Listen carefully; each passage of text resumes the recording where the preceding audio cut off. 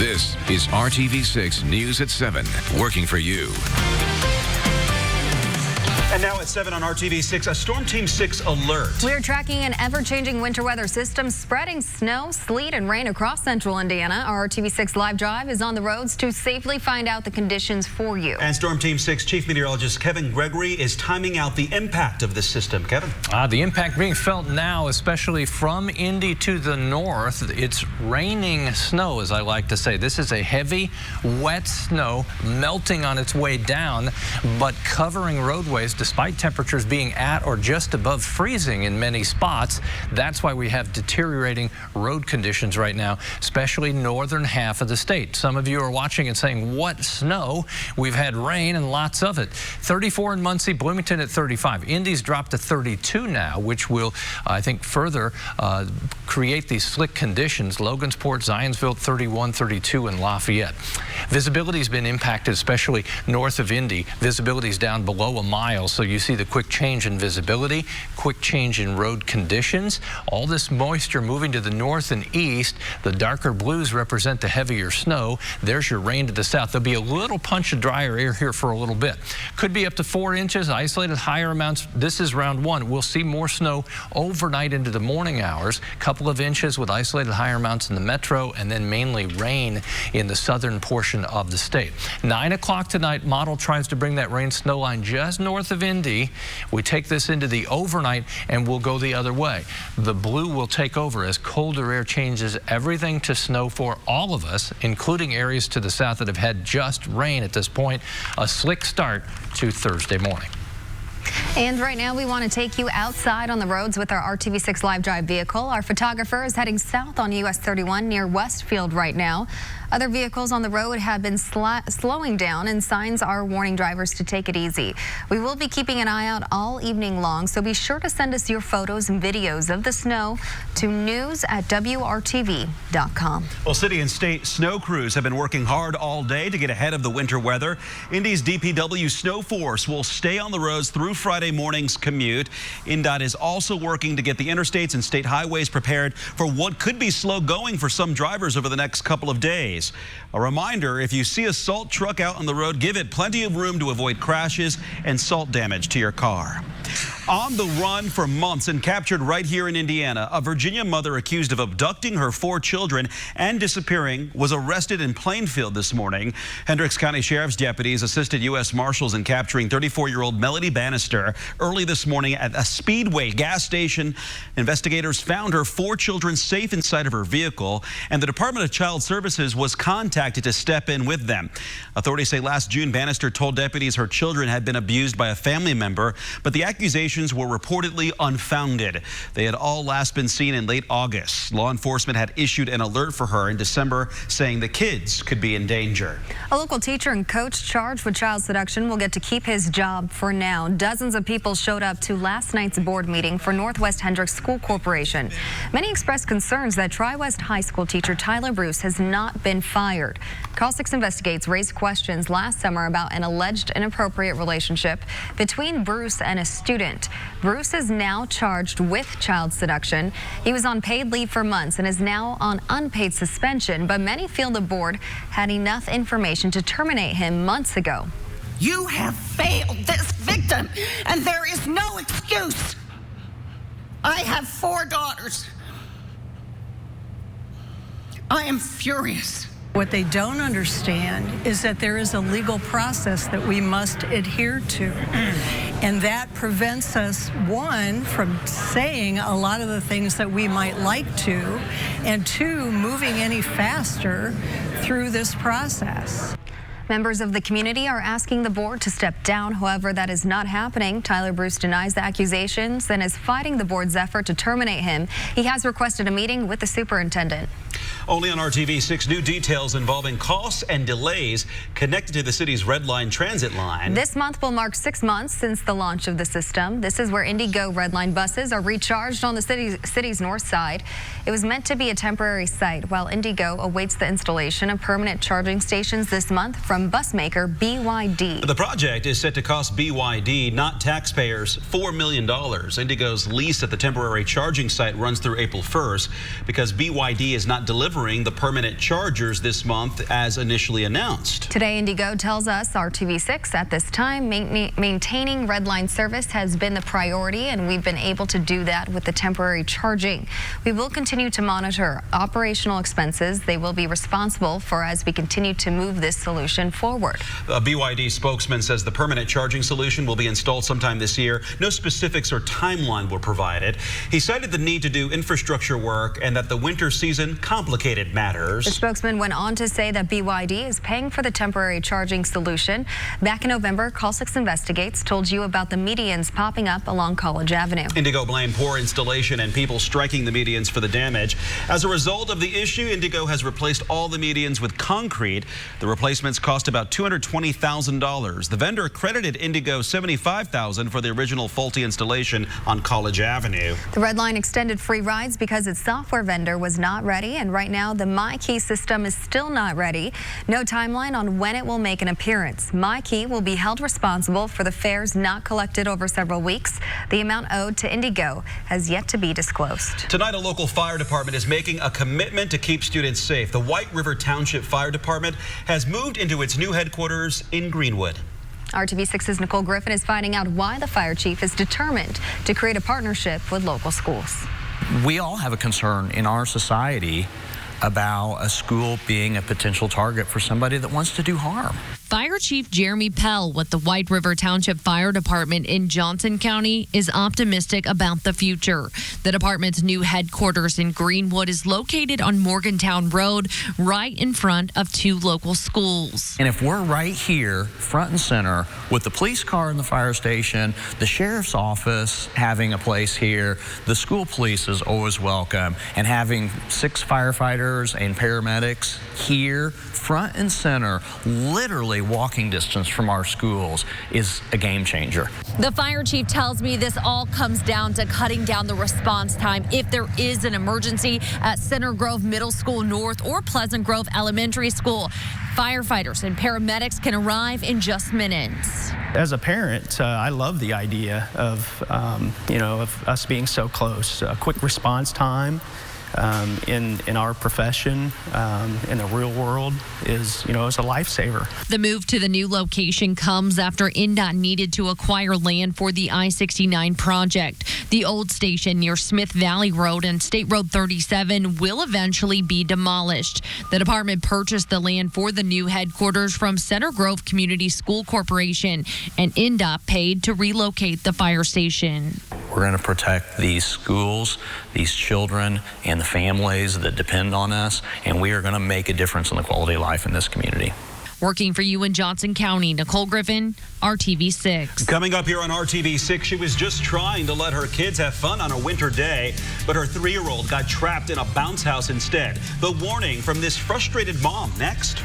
Plus, RTV6 Sports is back on the court tonight as the Pacers adjust to life with Victor Oladipo back on board. Dave First joins us ahead of tonight's game a little bit later when the news continues on RTV6. Indy home experts at theindychannel.com. RTV6 is working to get answers for a central Indiana mother who says employee negligence could have caused serious injury to her daughter at a popular children's play place. Megan Sigtorm is looking for accountability in what happened and finding out how the company is responding. What started as a fun night at the Jump and Play in Noblesville ended with what one mom calls a terrifying situation. I was frantic. I was absolutely sick to my stomach. Mindy Black says she was there with her kids on Saturday night, and they stayed right until closing time. She said as soon as an employee began deflating the bounce areas, she realized her 3-year-old daughter was missing. I did hear her screaming and crying and yelling, "Mommy." She says her daughter was trapped under the vinyl of a deflating bounce area. Her head and arm were pinned down. Thankfully, they were able to get her daughter out before she was injured, but this mother says she's haunted by what could have happened. I was sick. I was sick to my stomach. For a minute there, I thought, my God, like, what if I hadn't got to her in time? Black says she's brought her kids here before and she's never had any issues until now. She says calls and messages to the owner have gone unreturned. Now she just wants to make sure policies are in place so this doesn't happen to anyone else. My child was lucky. The next one may not be so lucky. Working for you, Megan Sanctorum, RTV6. Well, a manager at the Jump and Play today declined to comment. He told us his attorney would reach out to us. And we have yet to hear back, but RTV6 will continue to follow this issue until we get answers. If you're going through something and you can't seem to get answers from the people responsible for the problem, connect with RTV6. You can give us a call or send us a message at workingforyou@rtv6.com. Coming up, car ownership may be down, but traffic congestion is overall worse. The transportation option that may be doing more harm than good on your commute. Kevin. And a little bit of a break. It's temporary, showing up just to the southwest of Indianapolis. Just some rain in the metro area now. I'll show you what's ahead for about the next 12 hours coming up.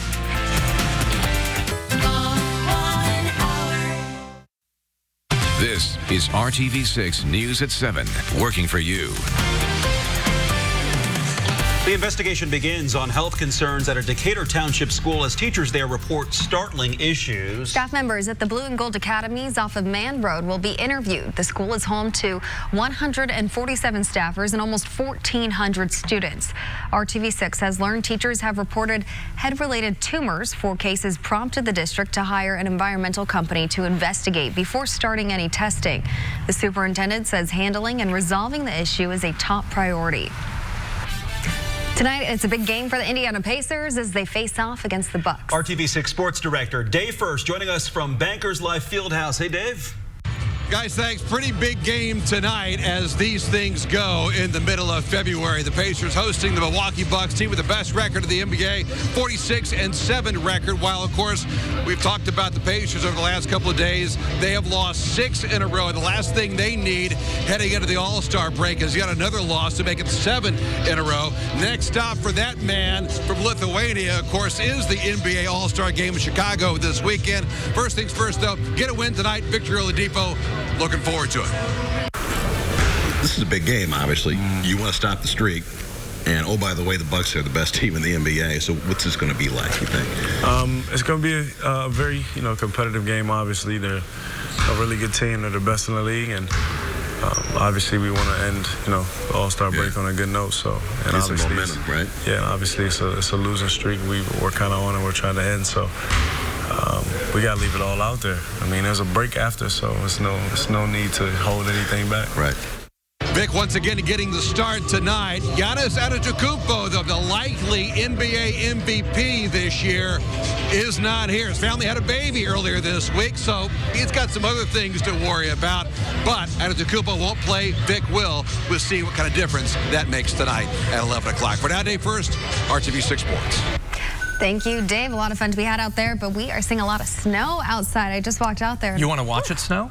To watch it snow. Let's do it. It's coming down, as I mentioned, raining snow, melting on its way down, but covering the ground and roads and changing conditions, and the ever-changing conditions will continue. I just kind of updated here, snowfall potential, bump it up a little bit, and I think these totals will be around 4 inches north of Indy, 3 inches in the metro area, and 1 inch or less to the south. So we're kind of nowcasting, and what I mean by that is just following the current trends, and this rain-snow line will have to wait and see exactly how that plays out. But this evening, obviously, conditions have deteriorated north of Indy. Then overnight, we'll see everyone have snow. Those of you that just have rain so far, you'll have some snow too.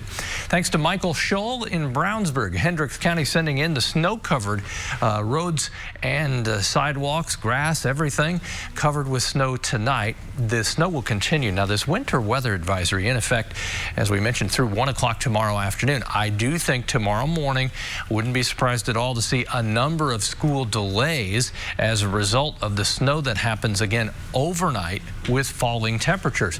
Have a little bit of a lull here, or a break kind of sweeping from southwest to northeast, but it will fill back in, and we'll see if the rain snow line continues to drift just a little bit more to the north with temperatures at freezing or a little warmer, especially south of that. It's 34 in Frankfort, 32 in Anderson, but temperatures at or below freezing from Logansport to Peru to Kokomo and Marion. Temperature 35 in the metro area, 35 also in Columbus. And as you look at the impact, obviously it's a high impact now, and will be in the morning hours tomorrow. First thing you'll want to do, check RTV6 Good Morning Indiana. You can use our app, go to theindychannel.com, see the latest on any school delays, but everyone goes to all snow after 1 o'clock in the morning through about 7 a.m.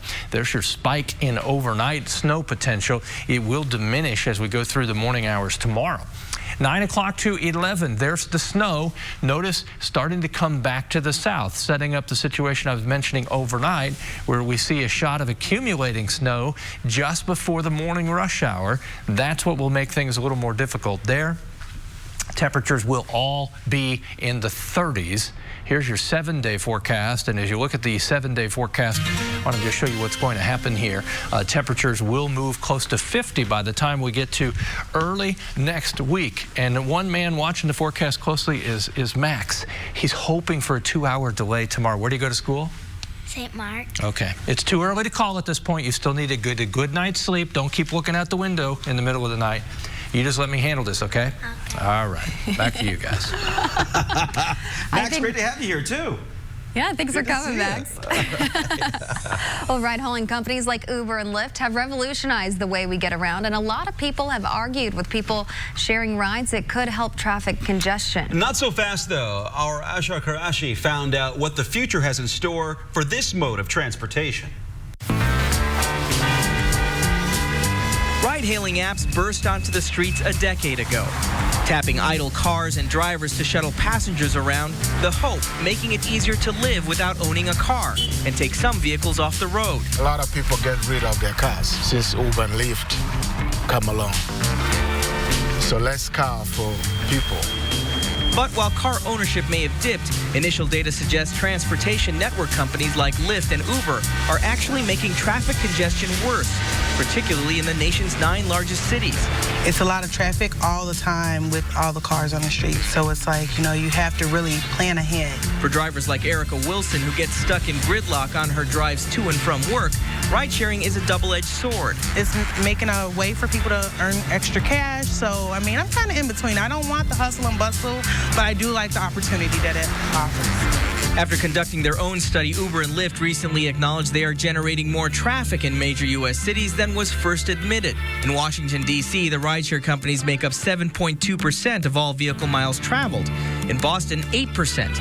And in San Francisco, it's more than 13%. Here in Chicago, taxi cab medallions or licenses are limited to 7,000. At the same time, there are no caps on rideshare drivers, which have topped more than 66,000. The rideshare companies are so powerful. They have a lot of money. David Adenican has driven a cab for 8 years. He says Uber and Lyft have decimated the taxi industry. It's tough. It's very, very tough. It's tough because, like I told you earlier, that the profit has been eroded by 50%. But Dr. P.S. Sriraj, a research associate professor who studies public transportation systems, says ride-sharing has helped increase mobility and provided commuter access to transportation in less urban areas. Are they contributing to more congestion, more emissions, and more delays? Initial results seem to be indicating that is the case, especially during the peak periods. Sriraj says the data, however, is still spotty, and it's too early to determine what caps, if any, could help regulate the impact. I'm Usher Qureshi. Still ahead, another check of the timing and possible amount of snow you could see when you wake up in the morning. That's next right here on RTV6. Put the useful to use. That's a situation where well-traveled roads are just wet in many spots. You see the grooves that are created. These side streets will be very slick, and as we go into the overnight, as temperatures fall, I think we'll see road conditions get marginal right before the rush hour tomorrow. We see a small break here in the intensity of the snowfall, then later overnight it will sweep back in. Again, a total of about 3 inches in the metro area, some spots 4 or more north of Indy. All right, that'll do it for us here at 7 o'clock. We're back with you tonight at 11.